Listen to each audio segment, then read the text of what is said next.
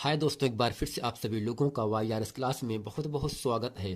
दोस्तों, इस वीडियो में हम पढ़ने वाले हैं राजीव प्रकाशन का क्लास 10 विज्ञान में दोस्तों वो आपका जो सेट नंबर पहला 2020 कोड 824 एनजे है। इसमें जितने भी बहुविकल्पी और अत्रकुतरी के महत्वपूर्ण प्रश्न हैं जो एग्जाम में 1 नंबर और 2 नंबर के लिए आपसे पूछे जाते हैं, मैं आज इस वीडियो में आपके सामने अच्छे तरीके से बताने वाला हूँ। तो दोस्तों, जो विज्ञान है इसको बांट दिए गए 3 भागों में। खंड का जो कि आपका भौतिक विज्ञान होगा, खंड खा जो कि आपका रासायन विज्ञान होगा, जबकि जो खंड ग है वो आपका जीव विज्ञान है। तो दोस्तों, खंड का में बहुविकल्पी और अतिरिक्तरी के जितने भी प्रश्न हैं इस वीडियो में मैं आप लोगों के सामने अच्छे तरीके से बताने वाला हूं। अब दोस्तों, प्रश्न नंबर 1 का आपके सामने यहां से कह रहा है, किस दर्पण के सामने किसी वस्तु को रखने पर उसका प्रतिबिंब वास्तविक उल्टा व आकार में छोटा बनेगा। जैसे कि दोस्तों ऑप्शन पहले यहां से उत्तल, अवतल, समतल, इनमें से कोई नहीं। तो दोस्तों आपको याद रखना है, अवतल दर्पण में जो प्रतिबिंब बनता है वो सदैव आपका वास्तविक होता है, उल्टा होता है और आकार में छोटा होता है। यानी जो अवतल दर्पण द्वारा जो प्रतिबिंब प्राप्त होता है वो आपका वास्तविक होता है, उल्टा और आकार में छोटा होता है। इसलिए ऑप्शन नंबर आपका यहां से दूसरा सही है। प्रश्न नंबर ख आपके सामने यहां से कह रहा है, एक लेंस के सामने रखी किसी वस्तु का प्रतिबिंब उसी लेंस से वस्तु की अपेक्षा 3 गुनी दूरी पर बनता है तो प्रतिबिंब का आवर्धन होगा। चूंकि दोस्तों प्रश्न में कह रहा है लेंस के सामने वस्तु को रखा जा रहा है और वस्तु का जो प्रतिबिंब प्राप्त हो रहा है वह लेंस की अपेक्षा 3 गुनी दूरी पर बनता है तो प्रतिबिंब का आवर्धन क्या होगा।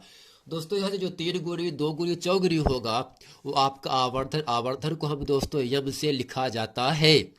दोस्तों यहाँ से 3 गुना है तो इसलिए यहाँ से ऑप्शन पहला 1, 2, तीसरा यहाँ से 3, चौथा आपका 4 है। तो दोस्तों इसका जो सही आंसर होगा आपका ऑप्शन नंबर आपका तीसरा सही होगा, 3। प्रश्न नंबर ग आपके सामने यहाँ से कह रहा है, किसी विद्युत परिपथ में बहने वाली विद्युत धारा का मात्रक है। ऑप्शन यहां से एम्पियर, वाट, ओम, वोल्ट। तो दोस्तों आपको याद रखना है, शक्ति का मात्रक वाट होता है, प्रतिरोध का मात्रक ओम होता है, जबकि विभवांतर का मात्रक वोल्ट होता है और विद्युत धारा का मात्रक एम्पियर होता है। इसलिए इन चारों ऑप्शन में ऑप्शन नंबर आपका पहला सही है, एम्पियर। विद्युत धारा का मात्रक एम्पियर होता है, शक्ति का मात्रक वाट होता है, प्रतिरोध का मात्रक ओम होता है, विभवांतर का मात्रक वोल्ट होता है। अब दोस्तों प्रश्न नंबर घ के सामने यहां से कह रहा है, परिवर्तनशील चुंबकीय क्षेत्र के कारण किसी चालक में उत्पन्न प्रेरित विद्युत धारा की दिशा का आकलन निम्नलिखित नियम से किया जा सकता है। ऑप्शन यहां से पहला है दाएं हाथ के अंगूठे का नियम, दूसरा है ओम का नियम, तीसरा है फ्लेमिंग के बाएं हाथ का नियम, चौथा है फ्लेमिंग के दाएं हाथ का नियम। तो फ्रेंड, परिवर्तनशील चुंबकीय क्षेत्र के कारण किसी चुंबक में उत्पन्न प्रेरित विद्युत धारा की जो दिशा होता है उसका आकलन हम इन 4 ऑप्शन में ऑप्शन नंबर आपका चौथा होगा, फ्लेमिंग के दाएं हाथ के द्वारा परिवर्तनशील चुंबकीय क्षेत्र के कारण किसी चुंबक में उत्पन्न प्रेरित विद्युत धारा की दिशा ज्ञात किया जाता है, जो कि ऑप्शन नंबर आपका चौथा सही है। अब दोस्तों ये प्रश्न नंबर आपका 2 का है, एक पारदर्शी कांच में कांच से बने घनाकार गुटके जिसकी प्रत्येक भुजा 4 सेंटीमीटर है की तली पर स्थित एक काले बिंदु की आभासी गहराई की गणना करना है, जबकि कांच का अपवर्तनांक 1.6 है। आगे दोस्तों चलते प्रश्न नंबर 2 का प्रश्न नंबर ख, प्रश्न नंबर अच्छे तरीके से गा को हम पढ़ते हैं। चूंकि दोस्तों जो प्रश्न नंबर 2 का है इसमें आपको दिया है वास्तविक गहराई 4 सेंटीमीटर है, जबकि कांच का अपवर्तनांक दिया 1.6 है। तो हमें दोस्तों आभासी गहराई की गणना करना है। चूंकि दोस्तों सूत्र होता है अपवर्तनांक n बराबर वास्तविक गहराई बटे आभासी गहराई। तो दोस्तों आइए चलते हैं इस पूरे प्रश्न को अच्छे तरीके से हम हल करते हैं। तो फ्रेंड यहां से लिखेंगे दिया है वास्तविक गहराई बराबर 4 सेंटीमीटर। वास्तविक वास्तविक गहराई बराबर 4 सेंटीमीटर। जबकि दोस्तों यहां से जो कांच का अपवर्तनांक है वो दिया है आपको 1.6 सेंटीमीटर। तो यहां से लिखेंगे कांच का अपवर्तनांक n बराबर 1.6। चूंकि दोस्तों हमें आभासी गहराई ज्ञात करना है, तो इसलिए आभासी गहराई h बराबर, आभासी गहराई दोस्तों यहां से लिखेंगे h बराबर आपको ज्ञात करना है। चूंकि दोस्तों सूत्र यहां से लिखेंगे, सूत्र होता है आपका सूत्र अपवर्तनांक n बराबर अपवर्तनांक n बराबर वास्तविक गहराई बटे आभासी गहराई। तो यहां से लिखेंगे वास्तविक गहराई बटे आभासी गहराई। चूंकि दोस्तों यहां प्रश्न में आपको n का मान दिया है 1.6, तो यहां से लिखेंगे बराबर करके 1.6 बराबर वास्तविक गहराई का मान दिया है 4 बटे आभासी गहराई को मैंने माना है h का मान आपको ज्ञात करना है। अब करते क्या है दोस्तों, यहां से तिरछा गुणा कर देंगे, तो 1.6 गुणे h बराबर 4। तो इसलिए h बराबर 4 बटे 1.6। अब दोस्तों 10 से गुणा कर दो, 10 से भाग कर दो, तो यहां मिलेगा आपको 10 चौक 40 बटे, जब 1.6 में हम 10 से गुणा करते तो 10 हट जाता, केवल आपको मिलेगा 16। अब दोस्तों 40 में 16 से भाग करने पर आपका जो उत्तर आएगा वो मिल जाएगा यहां से 2.5 सेंटीमीटर। दोस्तों यहां से जो आपका 2.5 सेंटीमीटर आया है यह आभासी गहराई है। अब दोस्तों यहां से प्रश्न नंबर आपका 2 का ख कह रहा है, यहां से एक उत्तल लेंस की फोकस दूरी 20 सेंटीमीटर है, इसकी क्षमता की गणना कीजिए। यानी दोस्तों फोकस दूरी को हमें f से f का मान दिया प्लस 20 सेंटीमीटर, और हमें लेंस की क्षमता P बराबर दोस्तों सूत्र होता है 100 बटे f, जहां f का मान क्या होगा वो आपका सेंटीमीटर में होगा। दोस्तों आइए चलते हैं इस पूरे प्रश्न को अच्छे तरीके से हम हल करते हैं। क्योंकि दोस्तों यहां से दिया है लेंस की फोकस दूरी, लेंस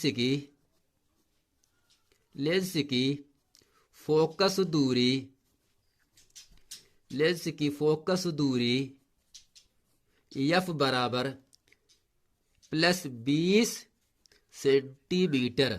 अब दोस्तों हमें यहां से लेंस की क्षमता जिसे कहते हैं P हमें ज्ञात करना है। तो यहां से लिखेंगे इसलिए लेंस की क्षमता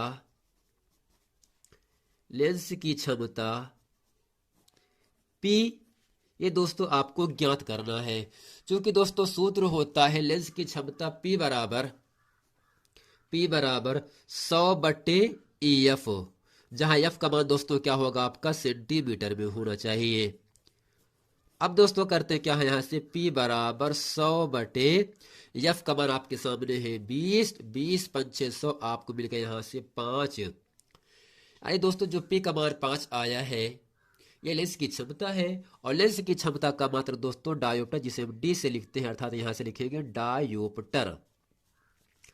दोस्तों उम्मीद करते हैं प्रश्न नंबर 2 का ख इसे अच्छे तरीके से आप समझ गए हैं। अब दोस्तों प्रश्न नंबर 2 का ग आपके सामने यहां से कह रहा है एक विद्युत परिपथ में किसी चालक में बहने वाली विद्युत धारा का मान I का मान दिया है दोस्तों 10 एम्पियर प्रति सेकंड, यानी ALT का मान दिया है 1 सेकंड। इससे बहने वाले इलेक्ट्रॉनों की संख्या यानी n का मान आपको ज्ञात करना है। एक इलेक्ट्रॉन पर आवेश जिसे दोस्तों E कहते हैं, E का मान दिया है 0.6 गुणे 10 की घात -19 कूलम। तो दोस्तों हमें यहां से इलेक्ट्रॉनों की संख्या n का मान आपको ज्ञात करना है। आइए दोस्तों चलते हैं इस पूरे प्रश्न को अच्छे तरीके से हम हल करते हैं। क्योंकि दोस्तों इसमें दिया है विद्युत धारा I बराबर, यहां से लिखेंगे विद्युत धारा आई बराबर 10 एम्पियर। आई बराबर 10 एम्पियर। इलेक्ट्रॉन पर आवेश, एक इलेक्ट्रॉन पर, ई का मतलब इलेक्ट्रॉन, एक इलेक्ट्रॉन पर आवेश, जिसे दोस्तों हम यहां से ई लिखेंगे और ई का मान दिया 1.6 गुणे 10 की घात माइनस 19 कूलाम। अब दोस्तों यहां आपको ज्ञात करना है पर सेकंड इलेक्ट्रॉनों की संख्या, यहां से लिखेंगे, इसलिए प्रति सेकंड बहने वाले, प्रति सेकंड बहने वाले इलेक्ट्रॉनों की संख्या, इलेक्ट्रॉनों की संख्या n आपको दोस्तों ज्ञात करना है। चूंकि दोस्तों सूत्र यहां से होता है आई बराबर एन ई। दोस्तों हमें यहां से n का मान ज्ञात करना है, इसलिए n बराबर होगा आई बटे ई। अब दोस्तों हमें यहां से होगा क्या, n बराबर आई का मान ऊपर दिया है 10, जबकि जो ई है, ई का मान है 1.6 गुणे 10 की घात माइनस 19। अब दोस्तों करते क्या है, इस दशमलव को हटाने के लिए 10 से ऊपर गुणा कर देंगे और 10 से हम भाग कर देंगे, तो फिर यहां से आपको भी हो जाएगा 10 दहम्मा 100। जब हम 1.6 में हम 10 से गुणा करते तब आपको केवल 16 मिलता है, गुणे में दोस्तों 10 घात माइनस 19 आपका लगा रहेगा।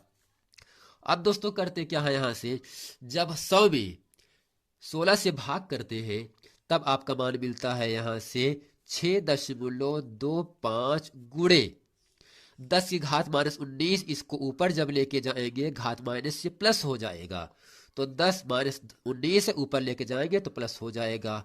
दोस्तों यही आपका आंसर हो जाता है। दोस्तों उम्मीद करते हैं इस पूरे वीडियो में प्रश्न नंबर 1 से लेकर प्रश्न नंबर 2 के का खा गा जितने प्रश्न इस वीडियो में हम आप लोगों को बताए वो सभी प्रश्न आप लोग अच्छे तरीके से समझ गए होंगे। मिलते हैं फ्रेंड नेक्स्ट वीडियो में, तब तक के लिए थैंक यू।